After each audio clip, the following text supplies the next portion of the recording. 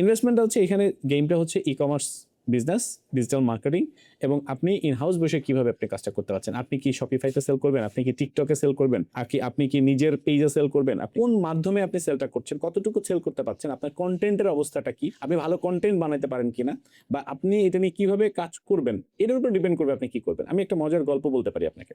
দেখেন, অনেকেই বলে ভাই আমার কাছে তো টাকা নাই, আমার কাছে 1 লাখ আছে। আপনি বিজনেস শুরু করে, বিজনেস থেকে আর্ন করে, তারপর কিন্তু বিজনেস ওখানে সেট আপ করে ওখানে গিয়ে আপনি সরাসরি করতে পারেন, যেটা আমি করছি, চাইলে আপনিও করতে পারেন।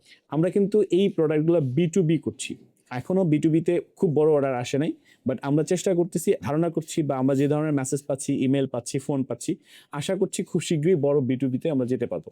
আপনি জানবেন যে বাংলাদেশে কিন্তু ইউরোপিয়ানদের এখানে ওয়্যার হাউস আছে, ইউরোপিয়ানদের, তারা এখানে এজেন্ট আছে, হ্যাঁ, অনেক বড় বড় বায়াররা এই প্রোডাক্টগুলো সেল এখান করে থেকে নিয়ে ইউরোপে সেল করে।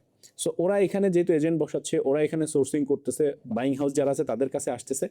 আমরা কি করছি, আমরা সরাসরি এখন তাদের কাছে যখন যাচ্ছি, তারা কিন্তু প্লিজড হচ্ছে, আরো বেশি আশ্বস্ত হচ্ছে যে বাংলাদেশের প্রোডাক্টগুলো ওইখানে সেল করার একটা ভালো সুযোগ তৈরি হয়েছে। এই যে একটা সুযোগ তৈরি হলো, বাংলাদেশের রেমিটেন্স আছে, সুযোগ তৈরি হলো, প্রোডাক্ট সেল করার ইউরোপের সুযোগ তৈরি হলো।